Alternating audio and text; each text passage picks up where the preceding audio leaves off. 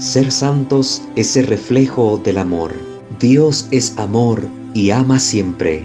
Presentamos Santo Debo Ser.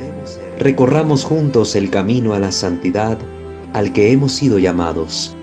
Escúchanos y conoce más sobre la vida en el espíritu de santidad.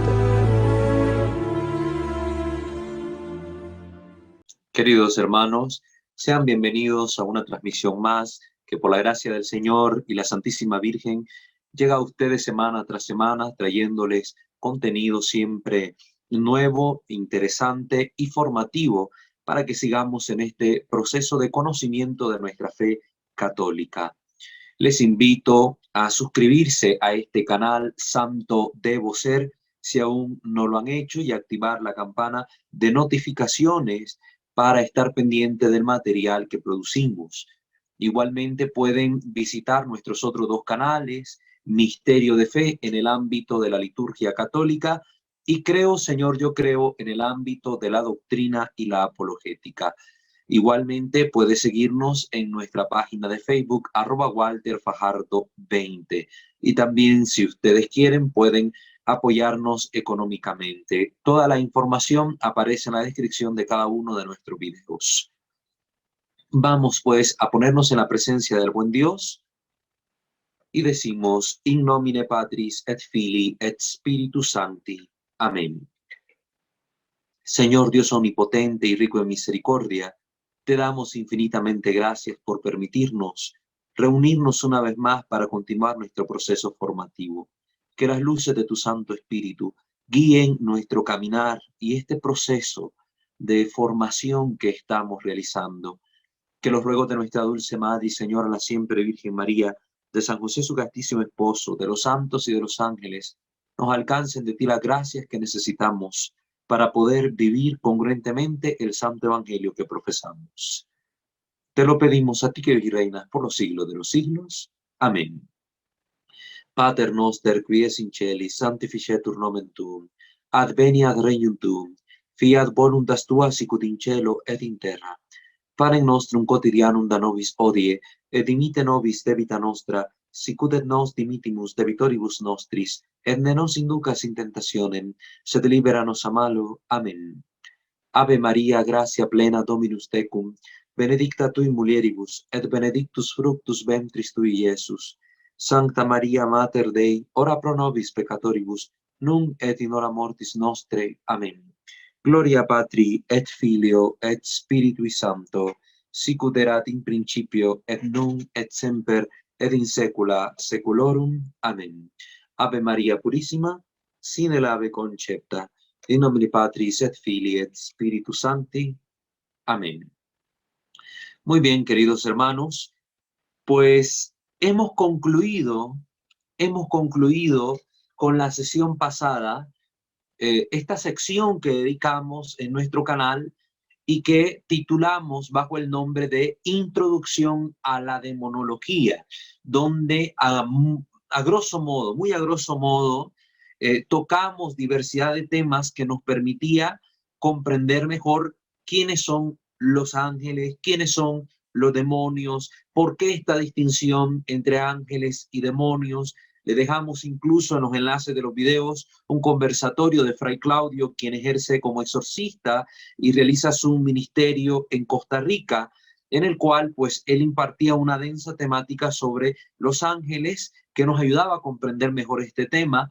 Hemos citado diversas fuentes del catecismo, el magisterio en general, los concilios, y también el contenido que comparten expertos en la materia, como el padre Gabriele Amor, el padre José Antonio Fortea, entre otros. Y esto nos va a ayudar a comprender mejor la temática que vamos a abordar en esta nueva sección que hemos titulado La posesión y el exorcismo. Como ustedes recordarán, hemos dicho que el demonio tiene un actuar ordinario y un actuar extraordinario para con los hombres. La manifestación ordinaria de su actuar se ejerce bajo la tentación, tentando a los hombres. Pero hay una acción que, como lo dice su nombre, es muy extraordinaria, no se manifiesta siempre, pero sí que se manifiesta, y es de la que vamos a tratar en este segundo, en este segundo, si podemos decirlo así, segundo momento o sección que continúa a la sección anterior. Hemos hecho la división de secciones, pues como para darle más orden a las temáticas en el canal y así que no se acumulen muchos videos en una sola sección. Si ustedes revisan, en la sección anterior tenemos aproximadamente 21 videos que tocan el tema de la demonología, respondiendo pues a interrogantes varias sobre la cuestión. Ahora, pues centrándonos en este tema de la posesión y el exorcismo, vamos igual a tocar estos contenidos en base a la experiencia de hombres muy expertos en la materia, especialmente el padre Gabriele Amor, que va a ser un punto de referencia obligado siempre en esto, y también contenidos que comparte el padre José Antonio Fortea en sus obras. Entonces vamos a utilizar de bibliografía este libro que se llama Para Salvarte, Más Fuerte que el Mal. Estoy pensando ahorita en el padre Jorge Loring con su obra, aquí Más Fuerte que el Mal, del padre Gabriele Amor. También vamos a utilizar de él mismo esta obra que se llama Va de Retro Satanás. Vamos a utilizar narraciones de un exorcista y también nuevos relatos de un exorcista. De él, pues tengo conmigo muchas más obras del padre Gabriele Amor, pero pues vamos a utilizar estas 4 por el momento, ¿verdad? Si más adelante en el devenir de los contenidos veo necesario introducir alguna otra obra de él, pues sin ningún problema la tocaremos acá. Del padre José Antonio Fortea siempre vamos a hacer referencia a la Summa Demoníaca, este tratado de demonología y manual de exorcistas, y también al complemento de esa obra llamada Exorcística. Entonces vamos a utilizar estos 2 libros como tal, ¿verdad? También vamos a basar la exposición de los temas en el libro de los nuevos lineamientos que ha sacado la Asociación de Exorcistas, la Asociación Internacional de Exorcistas, estos nuevos lineamientos sobre el exorcismo para que pues tengamos el material fresco acá en el canal, ¿verdad? Sabemos que todo esto que les transmitimos a ustedes no es mi doctrina, siempre yo lo que trato de hacer es exponerle la enseñanza de la iglesia y el contenido que comparten desde su experiencia la gente perita en la materia, ¿verdad? Gente que conoce, para que ustedes no digan, pues, ¿de dónde saca esto? ¿De dónde lo está inventando? Ni exorcista es. No. Que no seamos exorcistas no significa que ignoremos el tema. Para eso las cosas se estudian, para eso se consultan. Y algo que le agradezco a Dios es que he tenido la oportunidad tanto de participar en los exorcismos como de tener amistad con exorcistas y personas que han tenido estas experiencias dolorosas en su vida. Entonces sí tenemos un conocimiento en la materia que nos permite abordarla desde un programa de formación que a ustedes les permita conocer mejor tal vez una materia que nunca se imaginaron tocar en su vida, pero que como católicos es importante conocer, como bien nos lo dijo en el video introductorio Fray Claudio, en el primer video que tuvimos en la sección pasada, donde lo invitamos a él para darnos pues la charla introductoria. Ahora pues vamos a comenzar esta nueva etapa de formación. Para ello voy a empezar con esta obra del padre Amor, Gabriele Amor, que era exorcista en Roma, fallecido hace algunos años y que pues tiene una experiencia riquísima de muchísimos años en esta labor. Voy a tocar un tema que él trata en este libro bajo el título de El diablo en los evangelios, pero que nos va a servir a nosotros a modo de introducción a toda esta temática. Entonces vamos a empezar con la lectura de este tema. Recuerden que al final de la exposición que hacemos, siempre dejamos un momento para que ustedes puedan hacernos sus preguntas o sus comentarios, ya sea los que se conectan en Zoom, en vivo, activando sus micrófonos, o quienes nos ven en YouTube, pues en la caja de comentarios, escribiéndonos sus interrogantes. Esto es para los que participan en vivo, para que puedan ir tomando notas por si les surge alguna duda puedan hacerlo también de esa manera. Comenzamos la lectura del texto. Dice el padre Gabriel: nosotros los exorcistas, nunca dejaré de recordarlo porque es una cosa en evidente contraste con la enseñanza del Antiguo y Nuevo Testamento, a menudo no somos tolerados ni por el mismo clero. Esta va a ser como una queja constante en todas las obras que yo he leído del padre Gabriel. Siempre va a aparecer esta queja. De modo directo o indirecto refiere esta verdad. En la iglesia, aunque se supone que todos vivimos y tomamos de la misma fuente, que es la revelación divina, pareciera que hay como estos dos bandos: los que creen en la acción de los ángeles y demonios y los que la niegan. Y esto tanto en las altas esferas de la iglesia como en el pueblo en general. Y esto no debería ser así, porque si la revelación es la misma, todos como católicos estamos llamados a creer exactamente lo mismo. De hecho, si negamos verdades de fe, estamos siendo ya herejes, porque estamos cayendo en esta actitud de contrariar la doctrina divinamente revelada, manifestada por el magisterio de la iglesia. Entonces, ojo con esto. Y por desgracia, a quienes creemos en la acción extraordinaria del demonio, no solo porque lo hemos visto, sino por la fe que nos lo dice, se nos tacha de crédulos. Entonces, ustedes que se están formando, si hablan de estos temas en sus comunidades o con sus familias o incluso con sus párrocos, a veces van a ser tomados como objeto de burla o como muy crédulos o como que fueran niños en la fe. Pero ojo con esto, que la verdad de la acción extraordinaria del demonio está manifiesta en la Sagrada Escritura y por tanto en la revelación hecha por Dios a la iglesia. Los motivos de esta actitud de parte del clero, me parece, se han de atribuir a verdades o a verdaderas y propias desviaciones doctrinales. A esto es lo que atañe el padre Gabriel, la actitud de parte del clero, esta actitud negativa para con los exorcistas. Son verdaderas y propias desviaciones doctrinales. Muchos teólogos han negado los exorcismos de Jesús. A ese punto hemos llegado. Teólogos, como les comentaba alguna vez, que niegan el acontecimiento de la resurrección de Cristo, otros que niegan los milagros del Señor, otros que niegan los fenómenos extraordinarios manifestados en toda la Escritura, y otros, por supuesto, que van a negar la existencia de los ángeles y los demonios. Eso se da en la iglesia. Estos exorcismos de Jesús los consideran intervenciones estrictamente ligadas al lenguaje cultural del tiempo, destinadas a hacerse comprender a la gente de la época.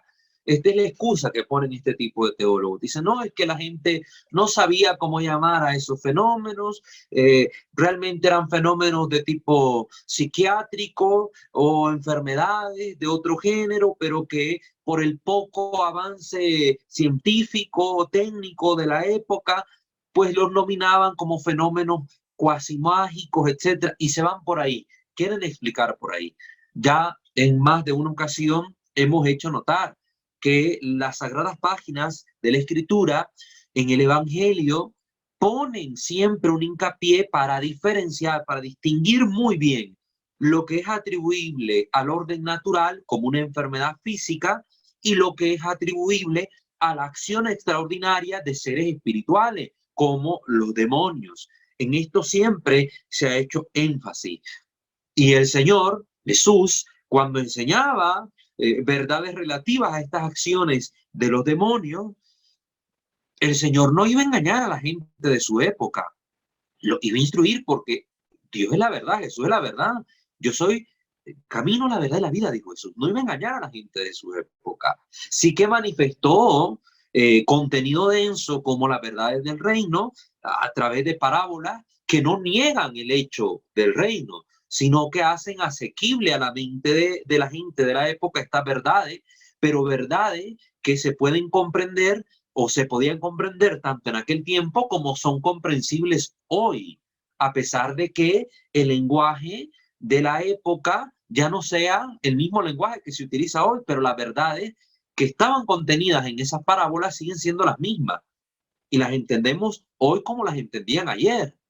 Pues respecto al hecho de la acción extraordinaria del demonio, podemos decir lo mismo.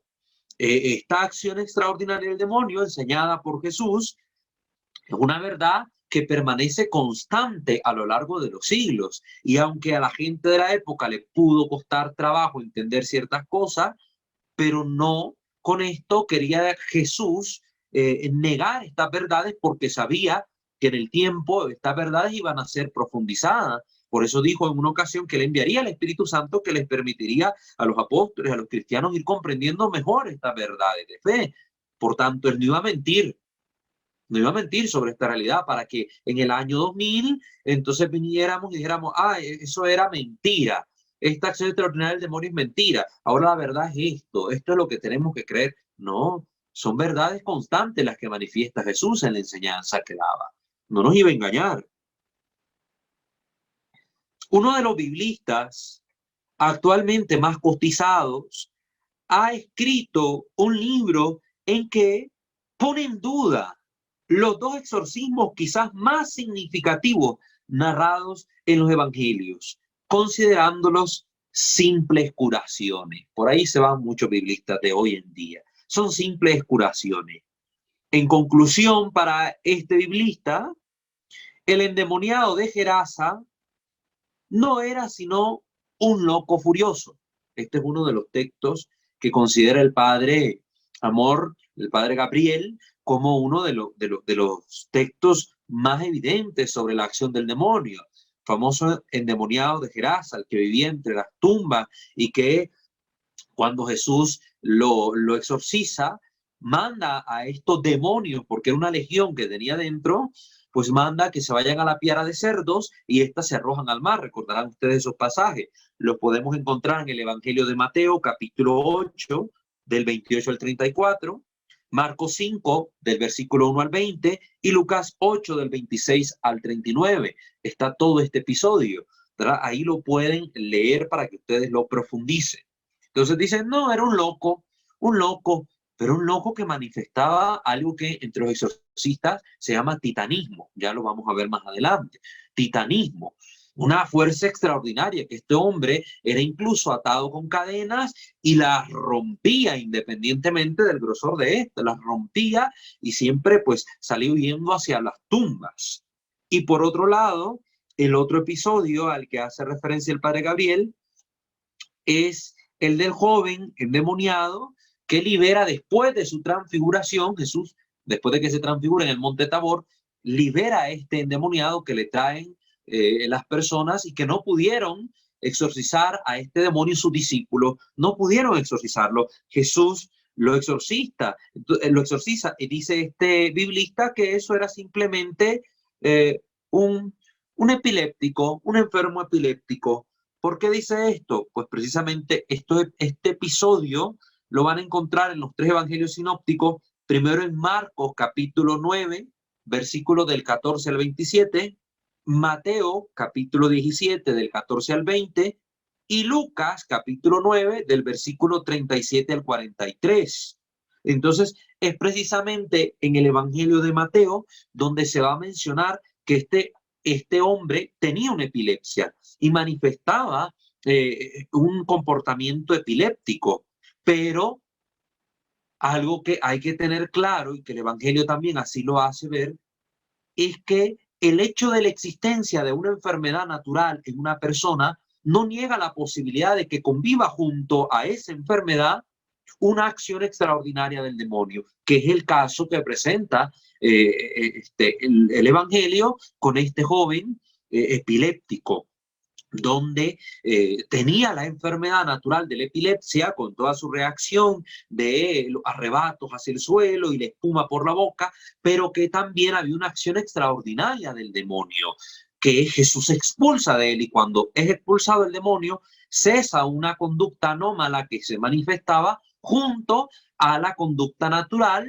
de la enfermedad de la epilepsia, ¿verdad? La enfermedad de la epilepsia tiene su propia fenomenología. su comportamiento que debe manifestarse. Pero junto a esa fenomenología de la enfermedad se mostraban otras actitudes, otros comportamientos anómalos y que eran causados por la acción extraordinaria del demonio.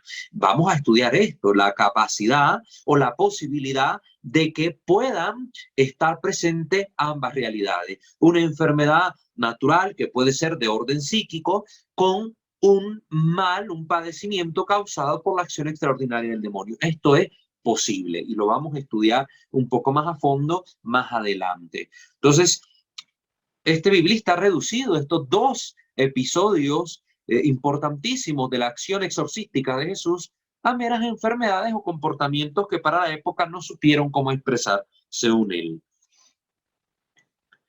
Y en este segundo episodio, el del joven al pie del Tabor, se encuentra una intencional pedagogía del anuncio por parte de Jesús. Si nosotros vamos al texto bíblico, se puede ver esta intención, donde Jesús quiere dar una enseñanza suya respecto al actuar de los demonios, pero también respecto a su acción y su propósito en este mundo. Por cuestión tiempo, pues no nos vamos a poner a leer el episodio, pero ya les di las citas bíblicas para que ustedes puedan profundizar el texto, leerlo y enriquecerse con las notas al pie que traen Biblias como la Biblia de Jerusalén o la Biblia de Navarra, que son muy buenas. Pienso que lamentablemente a causa de las formulaciones de estos estudiosos, unidas a la incredulidad que se ha difundido en la sociedad, hoy buena parte del clero considera a los exorcistas como si fueran una especie de brujos, al diablo como si fuera una entidad abstracta y las manifestaciones diabólicas como verdaderas y propias supersticiones. Qué terrible. Recordemos que algo que busca el demonio es que no se cree en él, le conviene que la gente no cree en el diablo y es el mal que está afectando al mundo actual hoy respecto a esta doctrina sobre el demonio que profesa la iglesia. Es la incredulidad. La gente no cree en el diablo. Entonces el clero mira a los exorcistas como que fuera una especie de brujos, de chamanes, que tienen unos rituales ahí todos extravagantes, exuberantes, esotéricos, y que hacen ahí como un show para tranquilizar las conciencias de la gente. Que el demonio no es una deficiencia del bien, el mal es una deficiencia del bien, y que es un abstracto, es una manera de referirse al mal, pero que no existe como un ser personal, cosa que ya desmentimos en nuestro video de en la última sesión de la sección anterior de demonología, video número 95, donde explicamos, tomando de referencia el catecismo de la iglesia, pues la última petición del Padre Nuestro en la oración de Jesús. Líbranos del mal. Este mal se refiere, dice el magisterio de la iglesia, a un mal personal, no únicamente al conjunto de todos los males, aunque los envuelve también la petición del Padre Nuestro, pero hace referencia sobre todo a un mal personal, el demonio. Así, en los seminarios y en las universidades teológicas, salvo excepciones, no podemos cometer la falacia de la falsa generalización, se da cada vez menos importancia a la parte de la teología dogmática que, al referirse al Dios creador, habla de los ángeles, de su prueba, de la rebelión, de los demonios. Esto no se ve en los seminarios. Se toca muy a grosso modo. Antes estaba este tratado de demonología y angelología que se miraba, basados en la doctrina de la teología atomista. Ahora, como ya no es en sí netamente teología atomista la que se enseña en los seminarios, a partir de estas reformas originadas en el Vaticano II, aunque el Vaticano II pone como fuente perenne de la teología para la enseñanza en los seminarios la doctrina de Santo Tomás, pero bueno, las cosas vinieron a ser distintas, se le ha restado importancia. Ahora no se enseña en los seminarios estas materias, sino que están contenidas dentro de la antropología teológica. Ahí, dentro de la antropología teológica, se toca como un tema la cuestión de los ángeles y demonios, unas 2-3 horitas de clase sobre el tema, y punto y aparte. Ahí nomás, ahí se acaba todo. Entonces, por eso es que ahora salen los sacerdotes muy ignorantes de esta materia, muy ignorantes y prefieren decir, no, no, no, no, no, no. Eso de casas embrujadas o eso de que se le mete el diablo a alguien, no, esos son cuentos, esas son ilusiones. Mejor vayan del doctor, vayan del psiquiatra. Y la gente, pues cansada de ir a tantos psiquiatras y sin encontrar respuesta, termina, a falta de buenos pastores, yendo a las sectas, yendo a donde brujos, yendo a donde chamanes, para buscar una respuesta ante su situación, aunque eso está muy mal hecho. Pero quienes los empujan a los fieles a estos actuares equivocados, muchas veces sus propios pastores que no les atienden bien, porque estos pastores no se han formado bien en los seminarios. Es una realidad y hay que decirlo. Yo aquí en este canal no me tapo los ojos ni los oídos para ver la realidad que subyace en la formación de los seminarios. Es algo que está latente. Mucho menos se habla de la acción ordinaria del demonio y de sus acciones extraordinarias que deberían estudiarse en la teología espiritual. No se menciona esto. Cuando se estudia teología espiritual y mística, poco se está tocando este tema. Se prefiere guardar esta temática, ahí dejarla a un lado, creyendo que esas son cuestiones medievales, tener un pensamiento, un análisis sobre esas cuestiones y tomar una postura como que fuéramos teólogos del medioevo.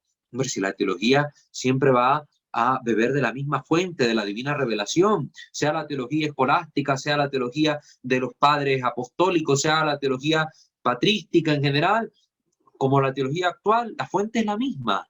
La fuente es la misma. Ya no se estudian en teología moral los pecados contra el primer mandamiento, denominado magia, nigromancia, espiritismo. Esto ya casi no se ve. Son pecados contra el primer mandamiento y así lo ve el catecismo de la iglesia. Basta que vayamos al catecismo, aquí lo tengo a mano, vayan ustedes, revisen el catecismo de la iglesia, los numerales del 2110 al 2128, donde aborda este tipo de pecados contra el primer mandamiento. Ahí se menciona la superstición, el espiritismo, la nigromancia, la magia. Vayan a ver qué dice la iglesia sobre estos temas. Pero parece que muchos sacerdotes ni el catecismo de la iglesia han estudiado. Parece, ¿verdad? No los puedo meter a todos en el mismo saco, pero sí en muchos esta realidad es observable. Formas de superstición que son combatidas con vehemencia en la Sagrada Escritura y que hemos visto nunca han dejado de practicarse y hoy están particularmente difundidas en la sociedad. Lo vemos. Una realidad que a mí me entristece. Por ejemplo, mi experiencia acá en México ha sido que voy a algunos lugares y me encuentro gente, incluso alrededor de la Catedral Metropolitana, en el Zócalo, gente dando servicios de lectura de cartas, de limpias, rituales chamánicos, ancestrales, adorando a falsos dioses, ahí alrededor de la catedral, ahí cerca de la Basílica de Guadalupe y en otros lugares, se están dando este tipo de situaciones. Y la corriente New Age ha difundido este tipo de prácticas. El cine ha llamado mucho la atención, el morbo de los jóvenes en esta materia, películas como La Ouija o películas donde hay una acción espiritista fuerte, La Noche del Demonio y no sé cuántas otras cosas más, con mediums, etcétera, ha llamado la atención de los jóvenes, de la gente en general, y se han imbuido en estos temas que trae graves consecuencias para ellos. Y esto lo practican muchos cristianos, no solo católicos. Yo me he encontrado gente de distintas religiones practicando este tipo de cosas. Y si ya no se habla del demonio, la consecuencia es que ya no se le combate. Se actúa como si él no existiera. Desde los púlpitos no escuchamos a los sacerdotes predicar sobre estas cosas. Y los que predican lo hacen casi indirectamente, haciendo mención a la acción del demonio, y como que prefieren hablar de otras cosas. Hablemos de política, hablemos de novelas, de series, de películas, hablemos de música, pero ya no de estas verdades, de estas realidades espirituales. No se habla ya ni de los novísimos, de estas realidades últimas que el hombre tiene que enfrentar en algún momento de su vida. Ya no se habla, mucho menos pues se va a hablar del demonio. Hay muchos obispos, denuncia aquí el padre Gabriel, hay muchos obispos que omiten nombrar exorcistas en su diócesis. Esto yo me lo he encontrado en varias diócesis en las que he estado, a las que he ido, me encuentro esta tristísima realidad. Yo pregunto al clero, a los vicarios, o a veces a los mismos obispos, le he preguntado si tienen nombrado algún exorcista en su territorio. Y la respuesta es no, que no hay necesidad de eso, que no se necesita. Y luego voy a sus parroquias o al territorio de sus diócesis y la realidad que vive la gente es de una angustiosa necesidad por ser atendidos en esta materia, porque están sufriendo de una u otra manera ataques del enemigo, ataques del enemigo. Y aunque el exorcista, pongámoslo, estuviera en un territorio donde por la gracia de Dios no hubiese mucha acción extraordinaria del demonio, sino una muy reducida, y todavía la posesión es mucho más reducida, aún así sería necesario nombrarlo porque sería un perito en la materia que con el conocimiento adecuado podría despejar las dudas de algunas personas que vinieran buscando algún tipo de discernimiento en sus casos y tuvieran por lo menos una palabra de la iglesia que les permitiera saber qué camino seguir de forma más adecuada. Por lo menos por ese punto debería nombrarse a un exorcista en la diócesis. Y es una obligación impuesta por el Evangelio, dice el padre Gabriel. Benedicto XVI, su santidad el Papa Emérito, lo recordó indirectamente en un encuentro con los exorcistas al término de la audiencia general del 15 de septiembre de 2005. Ustedes pueden buscar el texto en Google, fácilmente los encuentran. Decía el Papa, los aliento a los exorcistas, ¿verdad?, a proseguir en su importante ministerio al servicio de la Iglesia. Importante ministerio. No es un ministerio más o algo así. No, no, no. Un importante ministerio al servicio de la Iglesia. El ministerio de la consolación, como suele llamarse, porque consuela a tantos hermanos afligidos por el diablo. Por tanto, el Papa ha subrayado la necesidad de que los exorcistas puedan actuar apoyados por la vigilante atención de los obispos y sean acompañados por la incesante oración de los fieles. Preguntémonos, ¿cuántos de nosotros oramos por los exorcistas? ¿Cuántos de nosotros oramos por quienes asisten a los exorcistas en este ministerio? ¿Cuántos de nosotros oramos por aquellos hermanos afligidos por el demonio, en el cuerpo y en el alma? ¿Cuántos? Porque el demonio también los perturba. Y cuando los invita a pecar con la acción ordinaria, la persona pues ensucia su alma con el pecado. ¿Cuántos oramos por este punto específico? Muy pocos. Raras y contadas personas me encuentro orando por los exorcistas. Pero de hecho la situación sigue siendo la que hemos descrito, de general indiferencia. Por eso es importante estudiar esta materia, por eso esta sección que estamos inaugurando en nuestro canal, para que podamos comprender mejor este ámbito y sepamos qué podemos hacer nosotros como cristianos. Nuestra labor fundamental va a consistir primeramente, además de la formación, en la oración por este ministerio, por los exorcistas, por los obispos para que nombren exorcistas y por aquellos que son afligidos por el demonio. En algunas naciones europeas, los exorcistas están tan ausentes casi del todo. Por ejemplo, en Italia cada vez son menos exorcistas. Y la gente que está cada vez más desorientada y que tiene mayor necesidad de ser asistida, no sabe a quién acudir. Y lamentablemente a veces los mismos sacerdotes los envían a psicólogos y a psiquiatras que en estos casos no están en condiciones de hacer nada. No están. ¿Qué es lo que terminan haciendo? Muchas veces medicando excesivamente a los pacientes y haciéndoles un daño. Porque si yo estoy viviendo una situación que no está ligada a una condición natural causada por una enfermedad y me estoy medicando, esos medicamentos van a tener un efecto en mi vida. Me van a dañar porque estoy tomando medicamento para algo que no necesita medicamento. Entonces, hay que tener mucho cuidado. No estamos diciendo que no es necesario ir al psiquiatra, claro que sí. Y de hecho, hasta se prescribe a veces que una persona, antes de participar en el exorcismo, se le realice una prueba psiquiátrica para ver un poco, para evaluar un poco cómo está. Si está bien de sus facultades. Y esto ayuda un poco a orientar al exorcista, porque hay casos muy difíciles de discernir donde ciertamente pueden pervivir dos condiciones: la condición de una enfermedad psiquiátrica junto a las afectaciones de una acción extraordinaria del demonio. Después, más adelante, daremos algunos puntos que puedan ayudarnos a discernir esas cosas, pero discernimiento como tal, recuerden, le corresponde al exorcista realizarlo. Los fieles no, es al exorcista, pero uno escuchando estas cosas más o menos tiene nociones y dice, no, hombre, aquí estoy viviendo algo que siento que debo acudir donde un sacerdote para que me oriente. Pero si no sé, me voy solo al doctor, al doctor, al doctor y puedo equivocar el camino. Una denuncia que es posible escuchar con las mismas palabras por parte de cualquier exorcista. Basta simplemente preguntar. La respuesta de un frecuentadísimo exorcista, un carmelita que trabaja en la diócesis de Roma, ha sido elocuente. Los exorcistas son literalmente buscados por personas que quieren un encuentro, una charla, una bendición, o que simplemente quisieran ser escuchados, comprendidos en su tormento, en su problema, en su pecado.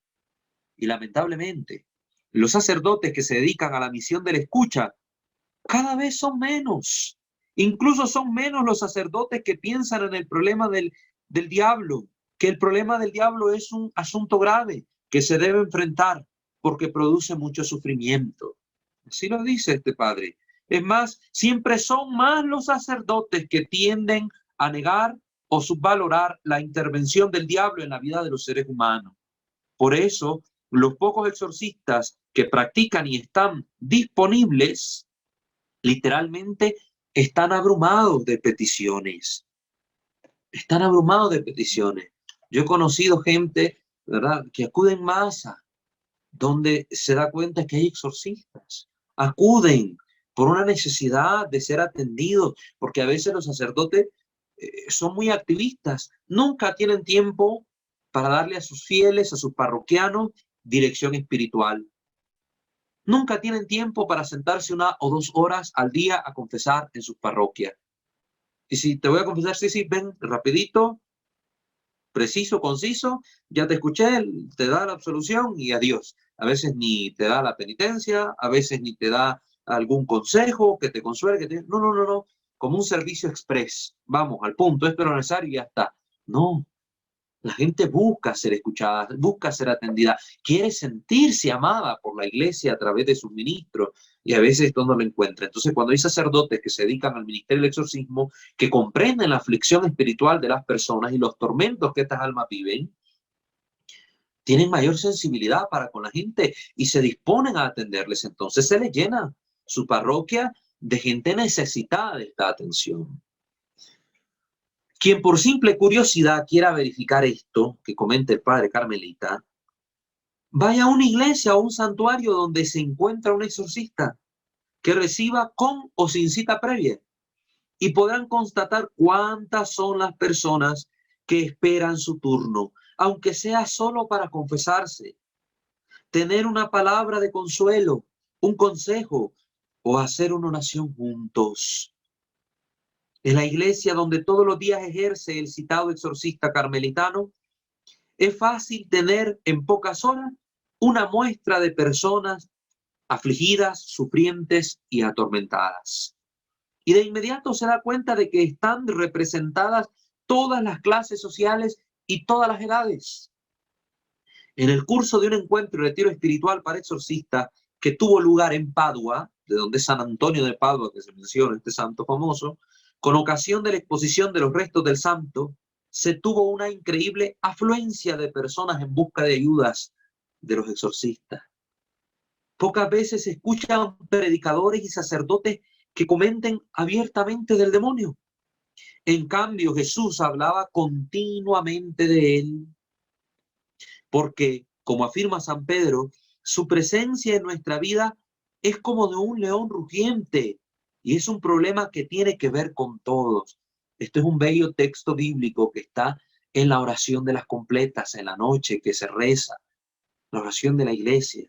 El diablo como león rugiente ronda buscando a quien devorar. Pero si un sacerdote no ha asistido nunca a un exorcismo, ¿cómo puede esperarse que comprenda el real alcance del problema? Si no cree en el diablo, ¿cómo puede esperarse que enfrente y combata el mal por lo que es?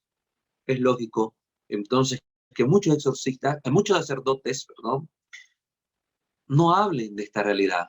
No les interesa el tema. No han visto con sus ojos la acción extraordinaria del demonio. Preguntas que eran ilustradas perfectamente ya en los primeros siglos de la Iglesia. A los que no querían creer ni en la existencia del demonio, ni en el poder salvífico de Jesucristo, que al final de cuentas de esto se tratan los exorcismos, hacer presente la acción salvífica del poder redentor de Cristo en la vida de estas personas. Cipriano, San Cipriano, este famoso padre de la Iglesia, en el capítulo 15 del escrito apologético contra Demetrio, hace la siguiente invitación. Le decía a la gente: ven a oír con tus propios oídos a los demonios. Ven a verlos con tus propios ojos en los momentos en que, cediendo a nuestros conjuros, cuando se conjuraba al demonio, a nuestros flagelos espirituales y a la tortura de nuestras oraciones, abandonan los cuerpos de los cuales habían tomado posesión.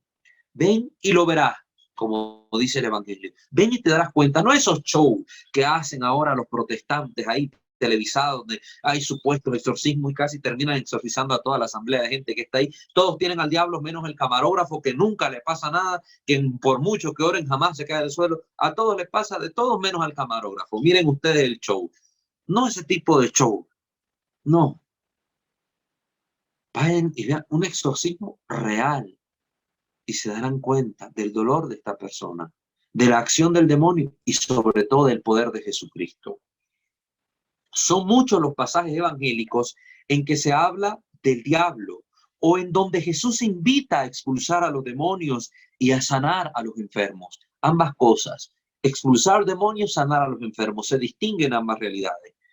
El Evangelio de Marcos en especial, que es el más antiguo y fue escrito con los testimonios directos de los que habían conocido a Jesús, desde el principio presenta la obra del Salvador en estrecha correlación con la acción tentadora y pervertidora del demonio. Así lo hace Marcos. Presenta, repito, la obra del Salvador en estrecha correlación con la acción tentadora y pervertidora del demonio. Ya en el versículo 13 del primer capítulo de este evangelio, se lee que después de haber sido bautizado y confirmado por el Padre en su misión terrena, Jesús es empujado por el Espíritu al desierto y ahí permaneció 40 días tentado por Satanás. Estaba con las fieras y los ángeles le servían. Ya lo dice desde el primer capítulo del Evangelio de Marcos. Está estrechamente relacionada la acción salvadora de Cristo con esta acción del demonio, porque Jesús vino a destruir las obras de Satanás. El diablo llega desde el principio de la actividad pública de Jesús, así como en el principio tentó al hombre y a la mujer en el paraíso terrenal. No es una casualidad que el evangelista se apresure a subrayar que Jesús convivía con las fieras salvajes sin sufrir daño alguno por parte de ellos, lo mismo que el hombre lo hacía en el jardín del Edén. Es la reconciliación con la creación que anuncia el capítulo 11 de Isaías, refiriéndose a la venida del Mesías, donde dice: el lobo morará junto con el cordero, la pantera se echará al lado del cabrito. Lo que pasó con Jesús, las fieras estaban ahí junto al Cordero de Dios, así como en el jardín. El hombre, ante la tentación del demonio, sucumbió. Ahora Jesús, en este estado de la creación donde estaban las fieras conviviendo con él, ante la tentación del demonio, no sucumbe y redime ya desde el principio, con su acción, con su actitud, con su respuesta, redime desde el principio la caída del hombre. Ahí donde el hombre falló en el origen, Jesús triunfó. Jesús triunfó. Y igual, esas tentaciones del desierto son increíbles, hay que analizarlas porque representan también las tres grandes tentaciones que sufrió el pueblo de Israel en el desierto y falló. Jesús es tentado 3 veces en el desierto y triunfó. Pero esa es una explicación exegética bellísima, más profunda, pues que aquí no da tiempo de tocar. Es de notar que la acción del diablo es inmediata también en el Evangelio de Mateo. Ya apenas en el capítulo 2 se muestra de qué es capaz el hombre que rechaza el anuncio.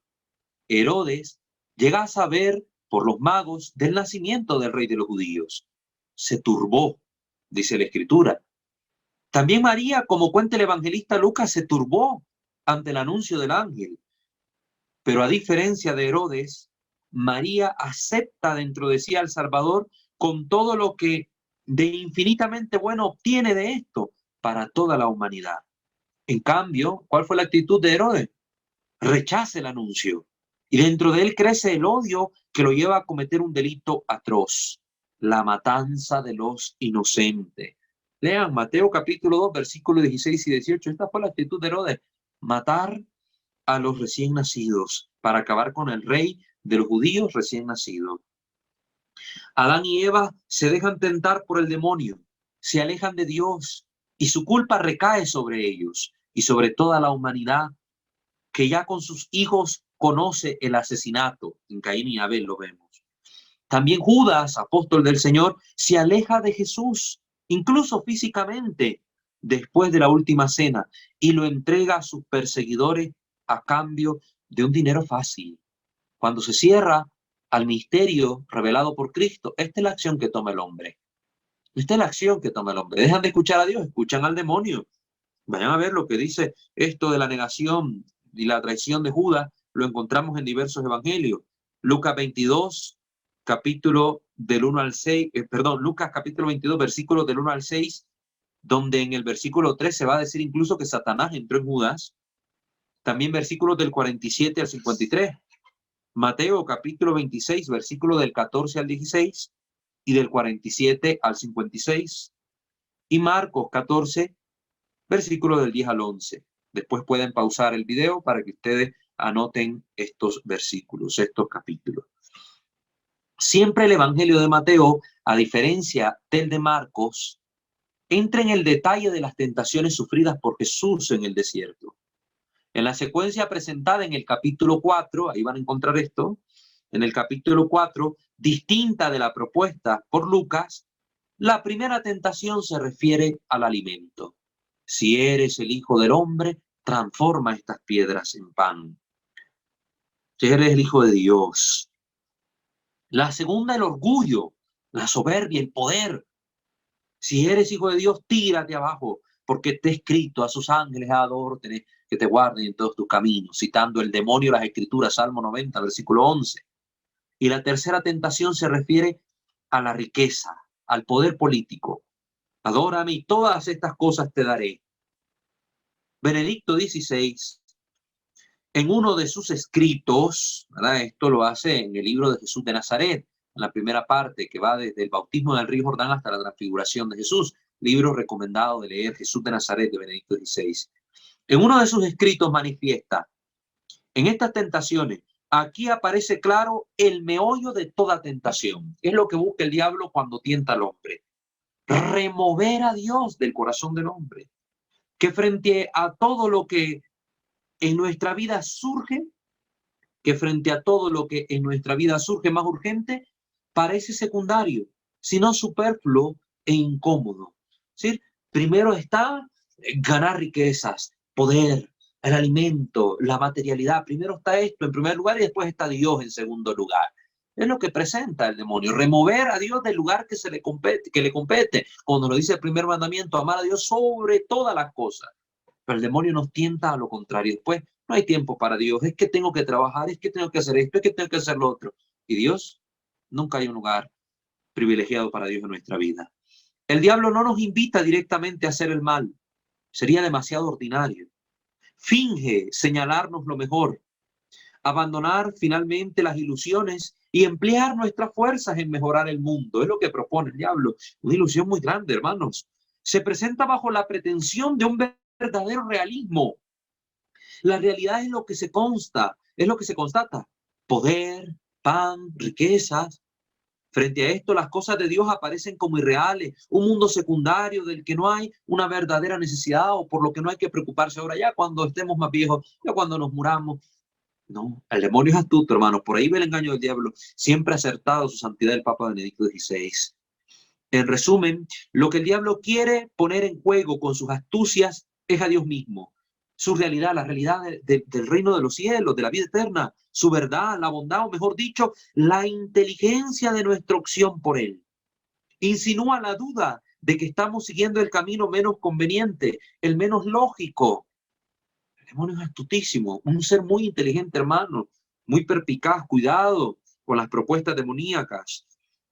La pregunta que nos plantea siempre, siempre citando al Papa Ratzinger, Benedicto XVI, es: ¿Dios es el bueno o somos nosotros mismos quienes decidimos qué es lo bueno?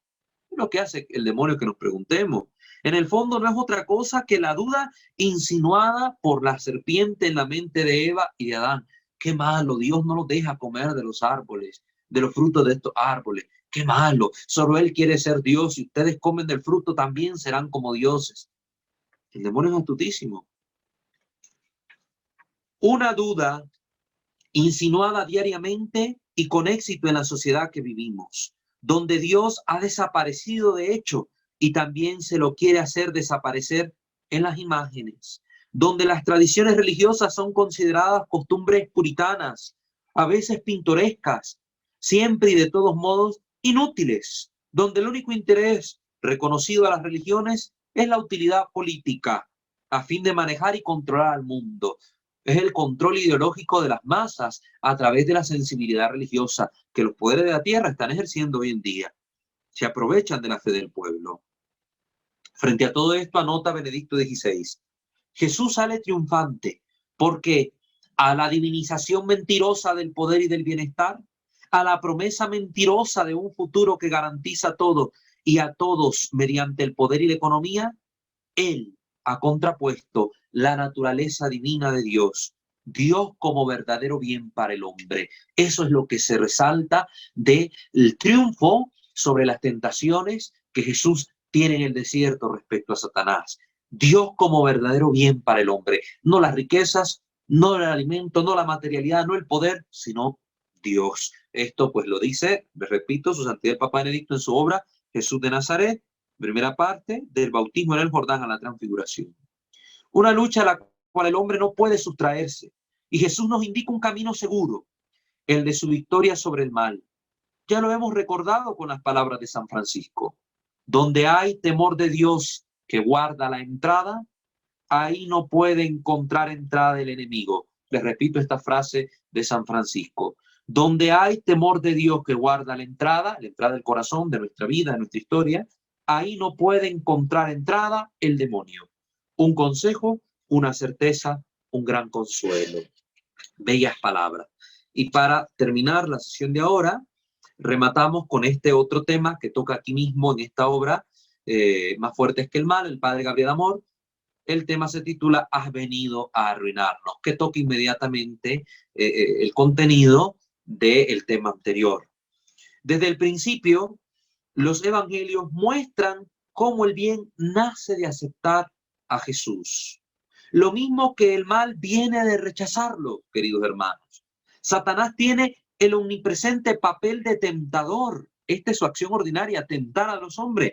Es decir, el que quiere alejar de Dios y por medio del hombre generar el mal sobre la tierra. Él busca generar el mal sobre la tierra, alejando al hombre de Dios. Y por eso hoy hay tanto mal en nuestro mundo, en nuestra historia, en nuestra época, porque los hombres se han alejado tanto de Dios que está logrando el demonio su cometido.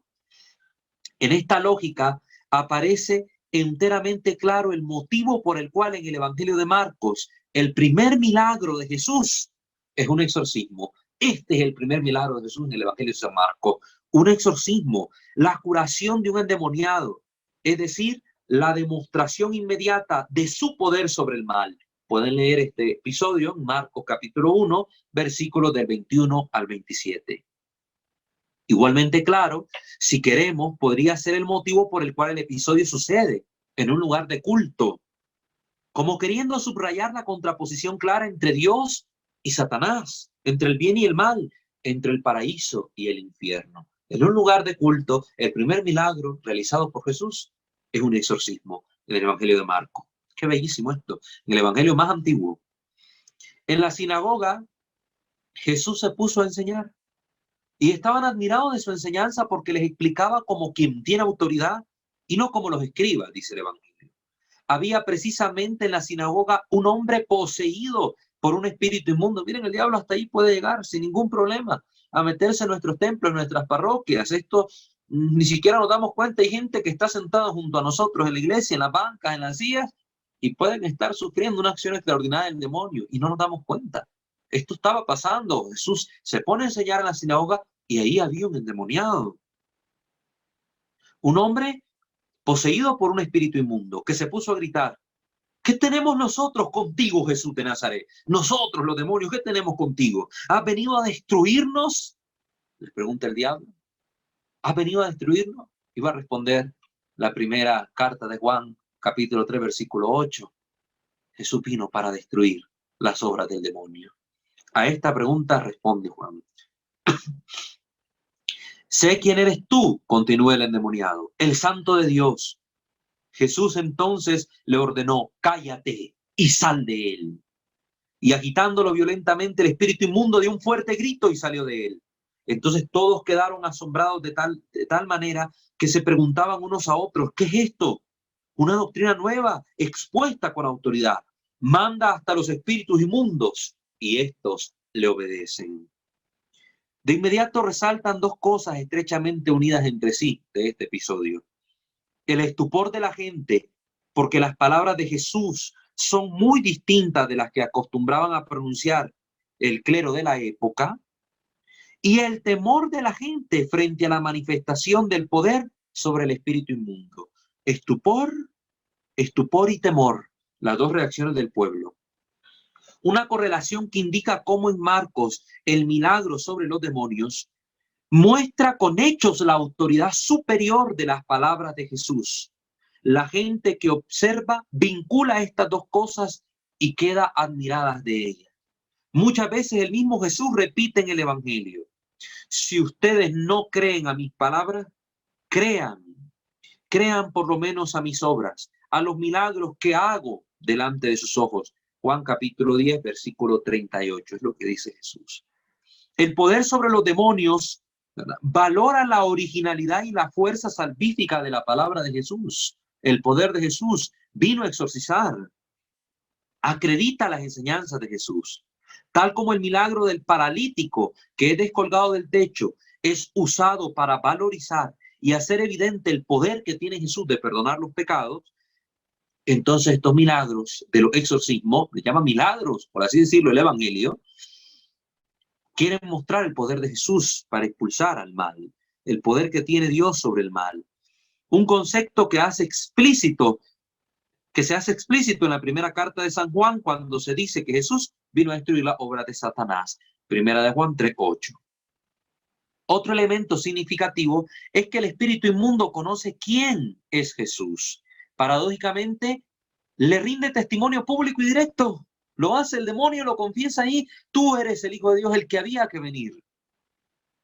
En el Evangelio de San Marcos se trata de la primera vez que Jesús es señalado a la gente por lo que es él realmente.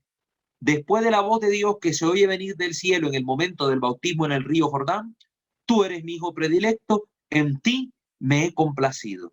Entonces, después de que el Padre lo manifieste, ahora el demonio también lo manifiesta, lo confiesa. Pero Jesús rechaza el testimonio del demonio. No lo quiere, porque es siempre contrario a los planes de Dios. Busca fines distintos. El demonio quiere secundar las aspiraciones naturales de la gente, que espera un Mesías, jefe, guerrero, un rey poderoso que derrote a los romanos y devuelva el poder al pueblo hebreo. En el momento en que Satanás atestigua quién es Jesús, es porque quiere hacerlo glorificar de la gente. Lo quiere enaltecer sobre el pedestal del rey. En cambio, Jesús lo hace callar: cállate y sal de él. Jesús no necesita el testimonio de los demonios, porque su misión es otra: para liberar al mundo del maligno debe sufrir y morir para luego resucitar. No debe aspirar al trono. Por eso cuando la gente buscaba hacerlo rey, él huía, porque no era su propósito venir y asentarse en el palacio de Herodes. No, no, no. Su propósito era morir y resucitar para redimirnos. Solo así se realiza la verdadera liberación del hombre. A este propósito es interesante el exorcismo que narran los Hechos de los Apóstoles. El exorcismo de San Pablo contra la divina. Este episodio curioso lo pueden encontrar en Hechos de los Apóstoles, capítulo 16, versículo del 16 al 24. Ahí está el episodio. San Pablo exorciza a esta divina que invitaba a la gente. Vayan tras él, vayan tras San Pablo. Él les está enseñando la verdad. También San Pablo, como lo hizo Jesús, impone silencio al demonio. No quiere su publicidad. La propaganda, sobre todo, no quiere ser confundido con la verdad. No, no, no, que no se le confunda a lo que predica el demonio con lo que está predicando Pablo. Él, Pablo, no es la verdad, porque el demonio así lo presentaban. Vaya tras él es la verdad. No. La verdad es aquel en cuyo nombre son sanados los enfermos y expulsados los demonios, y gracias al cual se llega a ser realmente libre, es decir, Jesús. El demonio estaba presentando a Pablo como la verdad, pero Pablo no es la verdad, él estaba predicando a quien es la verdad y la vida, a Jesús. Por eso expulsa al demonio, lo manda a callar. Un objetivo, el de Jesús, lo mismo que el de Pablo, claramente contrario al del diablo, que quiere la esclavitud y la perdición del hombre. No es casual que el espíritu inmundo, en cuanto ve a Jesús, lo destaque. Has venido a arruinarnos.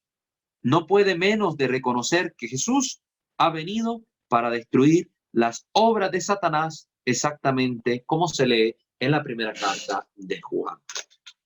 Hasta ahí, pues llegaría el contenido que quiero compartirles el día de hoy a modo de introducción sobre este tema de la posesión y el exorcismo, un tema importante. Se ve que realmente hay posesiones, que la obra fundamental de Jesús, que es la salvación de los hombres, la salvación, la redención del género humano, está estrecha, intrínsecamente relacionada con su actuar sobre el demonio, el poder sobre el demonio. Manifiesto esto en los exorcismos, manifestado en los exorcismos, que son considerados como milagros de Jesús por el Padre Amor, ¿verdad? Los exorcismos que realiza. Por eso había que destacarlo, porque ¿cuál es la actitud que el clero presenta ante esto hoy? Lo que hace referencia el Padre Gabriel Amor no es una actitud contraria, no hay necesidad de exorcismo, mejor vayan al psiquiatra, no hay que nombrar exorcistas, entonces muchas diócesis carecen de los mismos, los obispos de esto no se preocupan, y desde el púlpito ya no se habla ni del demonio, ni de los pecados que arrojan a la gente en esta acción extraordinaria del maligno, etcétera. No, no, no, ya no se habla de nada de esto. Y el padre Gabriel Amor dice, es necesario hablar de esto, es necesario el nombramiento de exorcistas, es necesario comprender que la divina revelación toque el tema como algo importante. Entonces, con esto introducimos esta sección de nuestro canal, aperturamos este nuevo abanico de contenidos que vamos a compartir sobre este tema y que nos dan luces sobre la importancia de por qué estamos estudiando en este canal este tipo de contenidos y por qué nos estamos formando en ello. Le invitamos a suscribirse a este canal, Santo Debo Ser, activar la campana de notificaciones, visitar nuestras otras plataformas, bueno, nuestro canal Creo Señor Yo Creo, sobre doctrina católica, Misterio de Fe, sobre liturgia católica, nuestra página en Facebook, @WalterFajardo20, enlaces que encuentran en la descripción de nuestro video, junto con los medios que ustedes tienen disponibles para apoyar este canal y la evangelización que estamos realizando. Pues queremos mejorar la calidad de contenido y de los medios que tenemos para poder seguir con estas formaciones. Muy bien, vamos a pasar a la sección de el escucharles a ustedes, sus dudas, sus preguntas sobre el tema. Recuerden, los que están en YouTube pueden comentar, escribirnos sus dudas, sus interrogantes en la caja de comentarios, aquí les damos lectura, y quienes estén en Zoom pueden participar en vivo activando su micrófono. Hermano Osvaldo, activamos por favor los micrófonos, y si hay algún comentario, le da lectura por favor.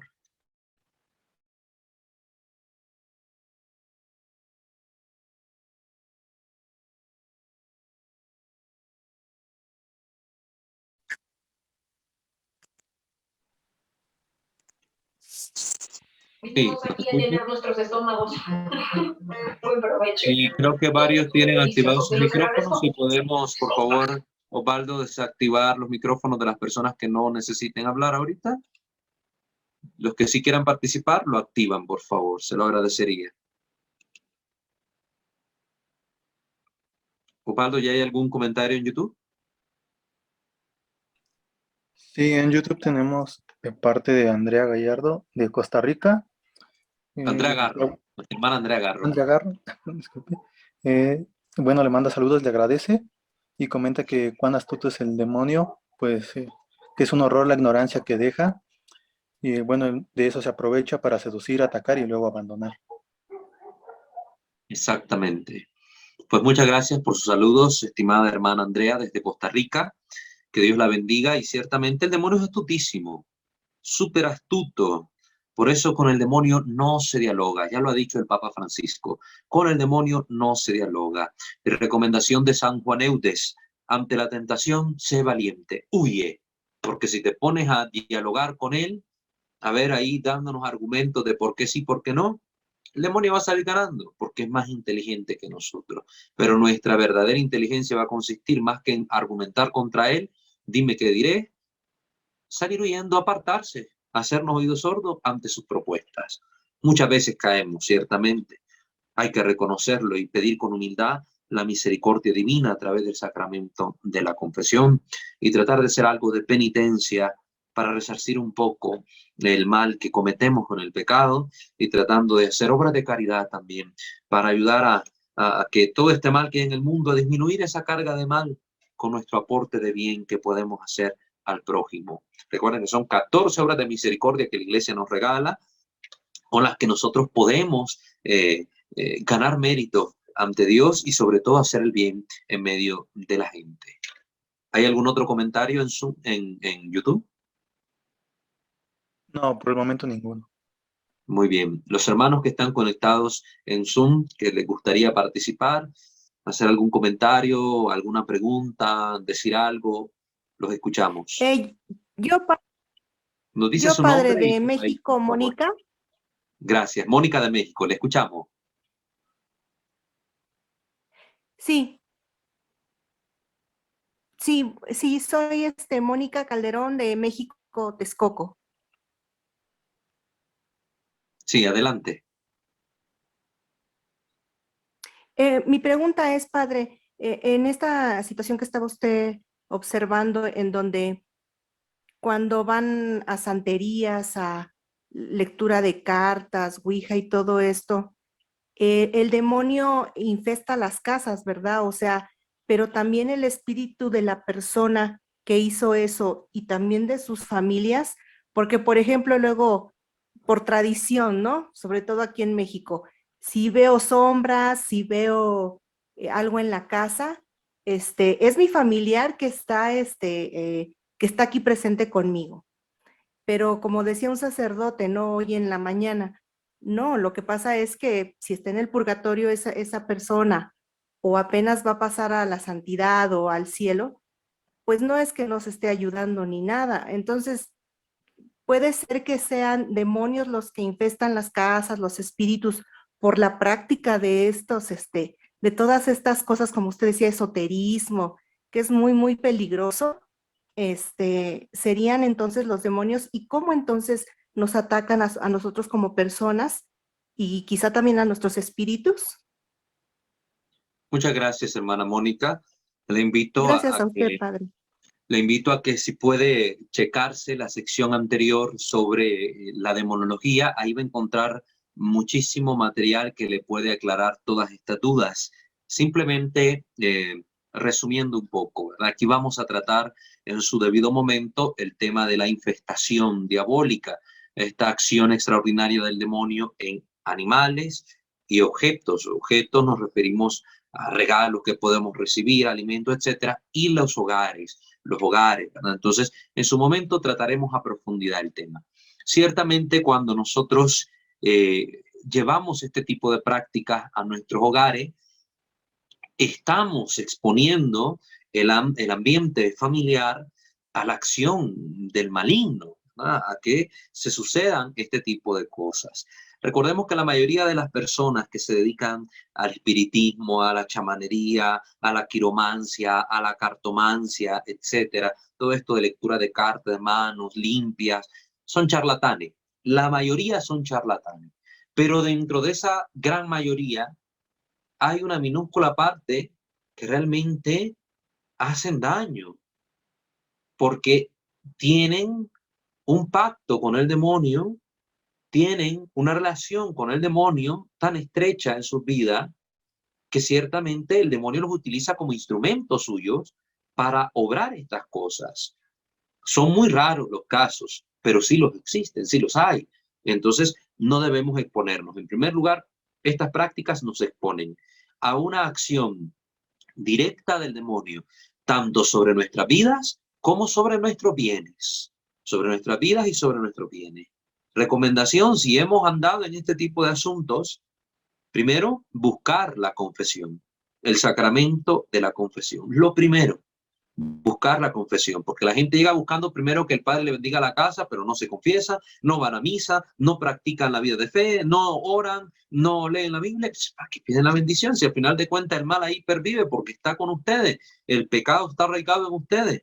Primero el sacramento de la confesión, la Santa Comunión, luego esta vida de oración. Es posible rezar frecuentemente el rosario en sus casas u otras oraciones, leer la Biblia, la palabra de Dios, y hacer una renuncia de estas cosas, así como se hace en el bautismo. Renunciamos a Satanás, renunciamos a todas sus obras. Renuncien al espiritismo, renuncien al ocultismo, renuncien a la lectura de manos, de cartas, renuncien a la brujería, con una actitud consciente, no solo de viva voz, sino con una actitud congruente con estas palabras proferidas por sus labios. Es decir, apartándose de este tipo de prácticas, porque si no, ciertamente nos exponemos a una acción extraordinaria del demonio. Ya vamos a hablar en su momento, cuando miremos la vejación, la obsesión, la posesión, la infestación, cuáles son las causas que permiten que estas situaciones se vivan entre los fieles, ¿verdad? Hay distintos motivos y los vamos a profundizar en su momento. Le invito por eso a quedarse en estas sesiones y a formarse con nosotros cada semana. Muchas gracias, hermana Mónica. No sé si alguien más tenga alguna, padre.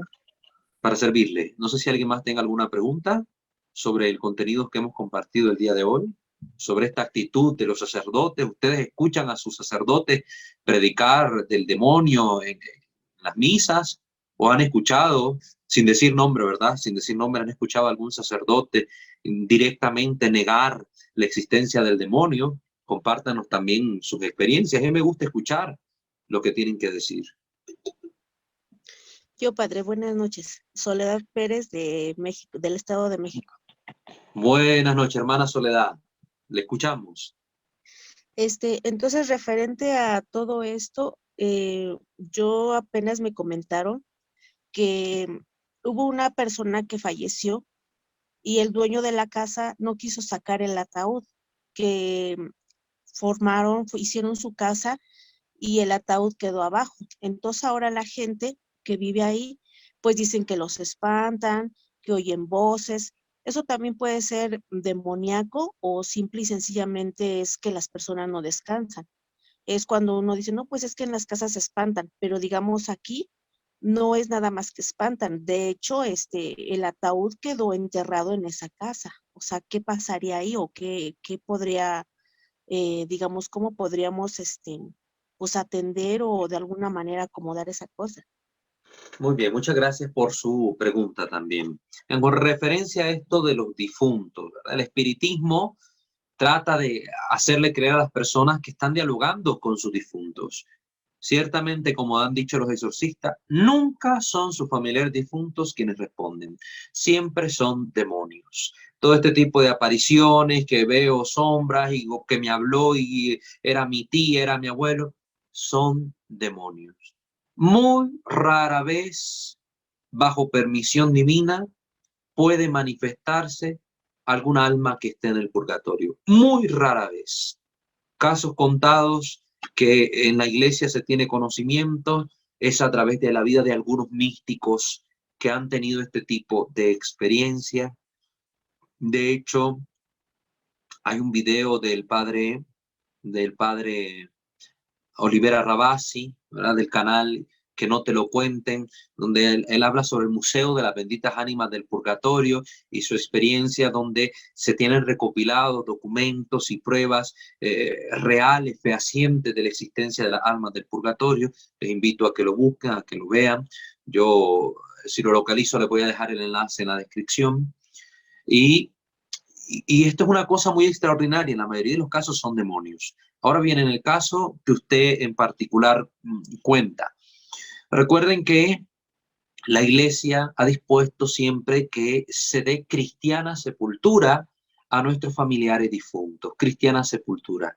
Antiguamente los cementerios se les consideraba tierra santa, terreno sagrado, porque eran propiedades que la Iglesia bendecía. Había todo un rito de bendición de los cementerios, más la bendición propia de cada sepultura, de los sepulcros, todo esto. Pero una vez que los estados empezaron a ser laicos, se separó iglesia y estado, muchas veces disputas un poco injustas, se le quitó estas propiedades a la iglesia y las asumió los estados, convirtiéndolos en cementerios públicos, quitándole, por así decirle, este espacio sagrado a los cristianos. Entonces ya eran extendidos los cementerios, eran inaugurados nuevos, sin buscar la bendición de la iglesia, y eran simplemente la tierra y el hoyo donde se iba a sepultar a cualquier mortal, sea de la condición que fuere.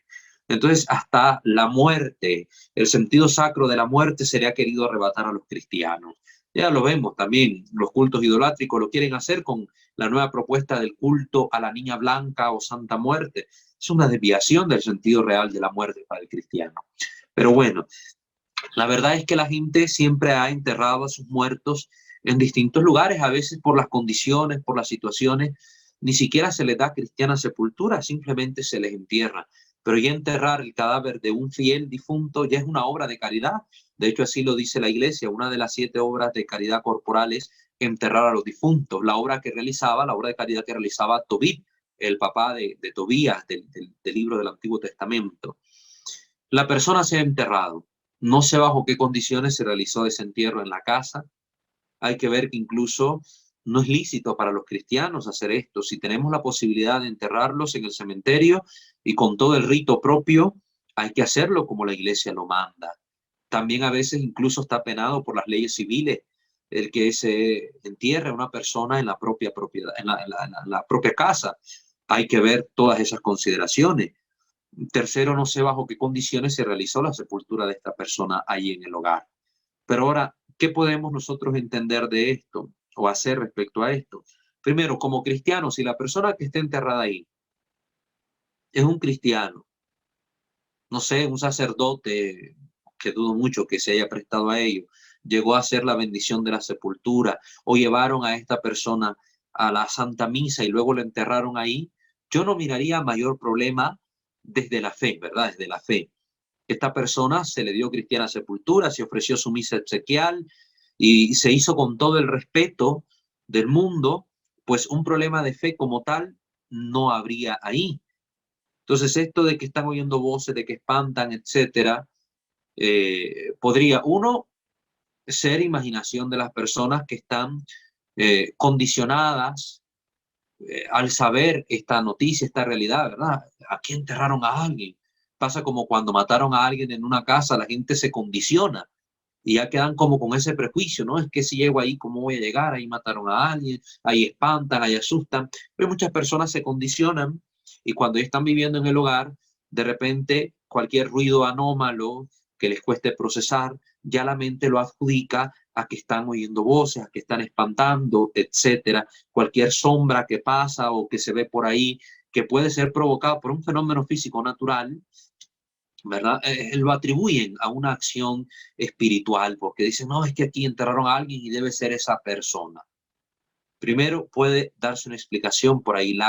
La persona está bajo condición, bajo esa condición. Está condicionada mentalmente porque sabe que ahí hay una persona enterrada. Segundo lugar, pues yo invitaría a que ofrezcan la misa siempre por esta persona. Hagan misa de vez en cuando por el alma de esta persona. Cuando recen su rosario, recen por el alma de esta persona. Pues si realmente está en una necesidad, todavía está purgando, pues las oraciones son un gran remedio. Ganen una indulgencia plenaria por esta persona. Si no es así, ¿verdad? Si la persona ya salió de ese estado del purgatorio, pues la oración nunca queda en balde, no queda desperdiciada. El Señor, la Virgen Santísima, se la aplicará a un alma más necesitada por la que nadie reza. Y pues bendecir la casa, les puedo dar esa recomendación, solo como algo aparte, ¿verdad? Bendecir el hogar si la casa no está bendecida y vivir como familia de fe creyente, ¿verdad? Familia de fe creyente. Y cuando escuchen algún ruido o vean algo, traten de buscar primero una explicación racional. Nunca podemos atribuir a algo como un fenómeno preternatural si no hemos agotado toda explicación natural y racional posible. Hay que escuchar un ruido. Bueno, voy a ver de dónde vino ese ruido, de dónde proviene. Es que mire que pasó algo, voy a fijar. Tal vez fue un animal, un gato, un perro, alguien que pasó ahí corriendo, a ver quién anda corriendo en la casa a esta hora. Pues sin miedo alguno, ver una explicación natural. Si a pesar de la bendición, de la oración por el alma de esta persona, y muchos tienen en el hogar este tipo de fenómenos, de este tipo de experiencias, pues vayan donde su párroco, vayan donde un sacerdote, si puede ser exorcista mejor, presenten el caso y a ver qué discierne esta persona. Porque si hay una acción extraordinaria en esa casa, una acción extraordinaria del demonio, pues la iglesia tiene su modo de proceder. Es el caso de la infestación demoníaca y la vamos a abordar acá en este canal. Bueno, hermana Soledad, espero haber respondido a su inquietud. Muchas gracias por su participación. Sí, gracias, padre. No sé si alguien más quiere comentar o hay algún otro escrito ahí en YouTube, otro comentario. Sí, igual de Andrea Garro, comentó que la confesión como un acto de puro de arrepentimiento, pues es un acto que hace huir al enemigo. Así es. La confesión, claro que sí, aleja al enemigo de nuestra vida. No siempre la confesión va a ser el remedio absoluto, porque si no, no hablaríamos de la necesidad de los exorcismos. Eso lo vamos a ver más adelante, pero sí le ayuda a la persona que está bajo posesión o bajo alguna acción extraordinaria del demonio, vivir en estado de gracia, estado que se alcanza lógicamente con la confesión y la comunión frecuente y una vida cristiana conforme al Evangelio. Muchas gracias, hermana Andrea. ¿Alguien más en Zoom quiere hablar en el en vivo, comentar algo o preguntar algo? Una última participación. Ángel Hernández, padre. Hermano Ángel, claro que sí, de México, le escuchamos. Pues es un comentario, bueno, una experiencia que viví referente, fuimos a un retiro querigmático. Sí. Entonces, dentro de los temas hay un espacio donde se hace la renuncia a Satanás y el sacerdote hace una imposición de manos a los participantes. Entonces ahí había una hermana que venía de Guadalajara y ella sufría mucho de convulsiones. Yo creo que si tuvo unas 10 o 15 convulsiones durante el día, bueno, ahora sí que durante el tiempo que estuvimos en el retiro, pues fueron pocas. Y entonces cuando el sacerdote llega y impone manos en ella, pues de repente se empezó a convulsionar. Pues todos nos alarmamos porque dices, ¿qué está sucediendo? Sí. Pero cuando él toca la frente de esta hermana, pegó un grito muy fuerte y en ese momento se relajó y pues quedó, hasta inclusive el sacerdote, pues se sorprendió porque ya después él nos comentó que nunca había tenido ese tipo de experiencias y nunca había hecho imposición de manos, que a él siempre le habían dicho que no podía. Y a partir de ese momento la señora, inclusive hasta el semblante, el tono de su piel, porque era güera, y pues cuando antes de que sucediera esto, así como un tono de piel oscuro, muy raro. Y pues quedó liberada en ese momento. Y al otro día que nos volvimos a presentar para terminar el retiro, pues fue un cambio, pero tremendo y todo el mundo, pues nos quedamos sorprendidos porque realmente sí había habido una liberación ahí. Y la verdad es que la señora, pues duró aproximadamente entre 10 y 15 años que sufría de esto. Ya inclusive el esposo pues había acostumbrado a esto, a asistirla cuando se convulsionaba, porque era muy frecuente esto. Y ella nos dio las gracias a Dios y pues a todos los que, porque estábamos nosotros participando mientras el sacerdote imponía manos, estábamos en oración todos, y pues dio las gracias y pues se derrumbó en llanto porque se sentía ya liberada. Es todo, Muchas hermano gracias, Walter. hermano, por su compartir. Muchas gracias. Ciertamente, la oración tiene poder, ¿verdad? La oración tiene poder. Y hay que recordar que básicamente el exorcismo es una oración a Dios, la iglesia que ora al Señor y pide la liberación de una hermana. Ya hemos estudiado acá lo que es la oración de liberación. Ya hemos estudiado acá lo que es la imposición de manos y que ciertamente todo sacerdote, por ser sacerdote, puede imponer las manos sin ningún problema. Es un gesto eminentemente sacerdotal.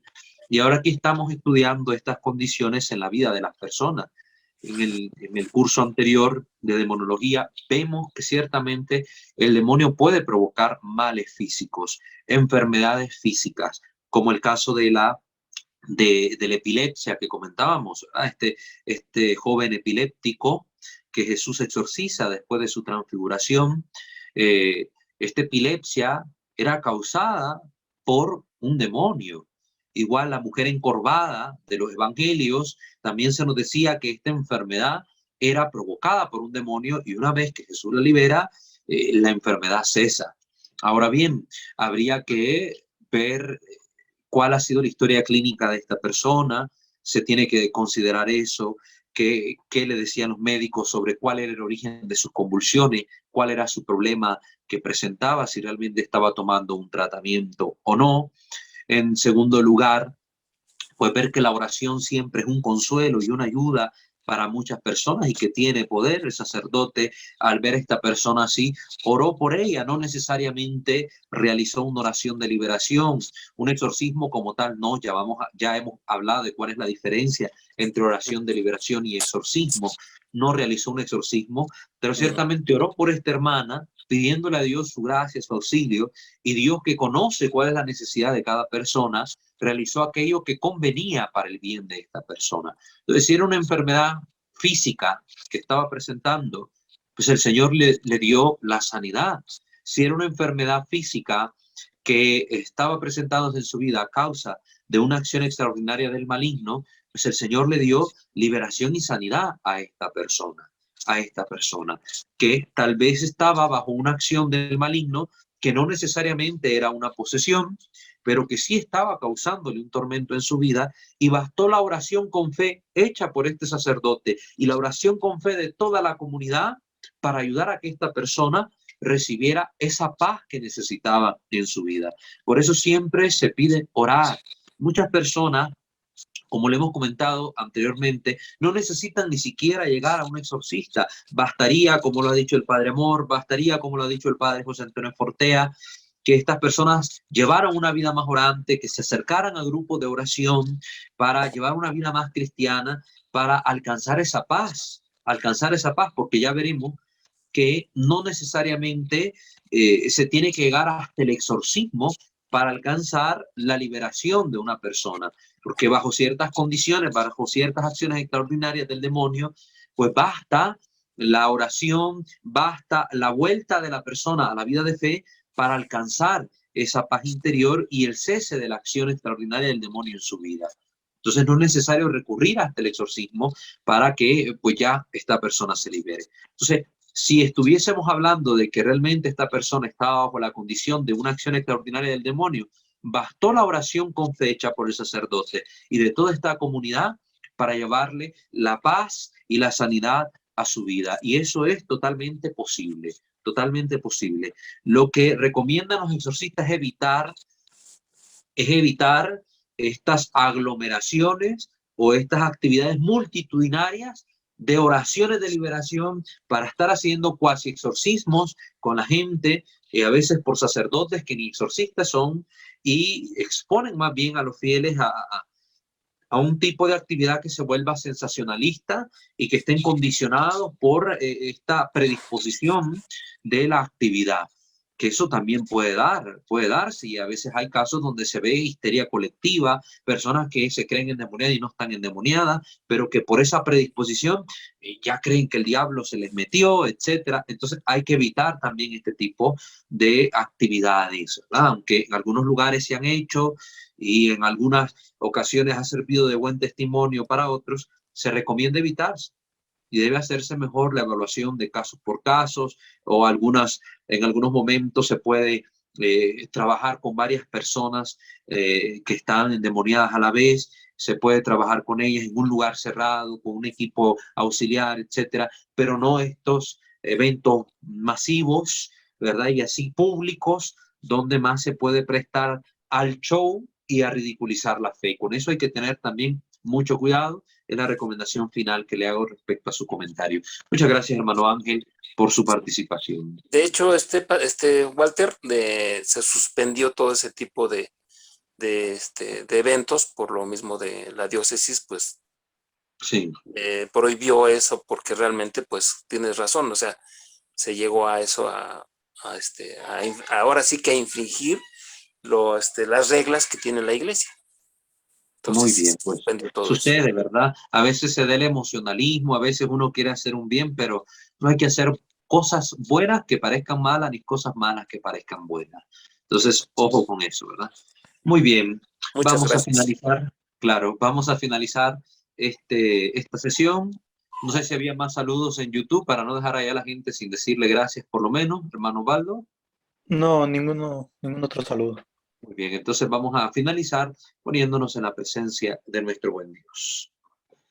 Ave María Purísima, sin el ave concepta, in nomine Patris et Filii et Spiritus Sancti. Amén. Te damos gracias infinitamente, Señor, por habernos permitido llegar al final de esta primera sesión, de esta nueva sección que estamos inaugurando en nuestro canal. Ayúdanos, Señor, a que todo este contenido podamos comprenderlo con las luces de tu Santo Espíritu y que sea de gran utilidad para todos aquellos que de él hagan provecho. Nos ponemos en tus manos y pedimos los ruegos de nuestra Madre, de los santos y de los ángeles para alcanzar las virtudes necesarias para vivir cristianamente nuestra vida. Te lo pedimos a ti que reinas por los siglos de los siglos. Amén. Subtum presidium confuimus, Santa Dei Genetrix, nostra deprecaciones ne desficias in necessitatibus, sed a periculis cunti liberanos semper, o Virgo gloriosa et benedicta. Amén.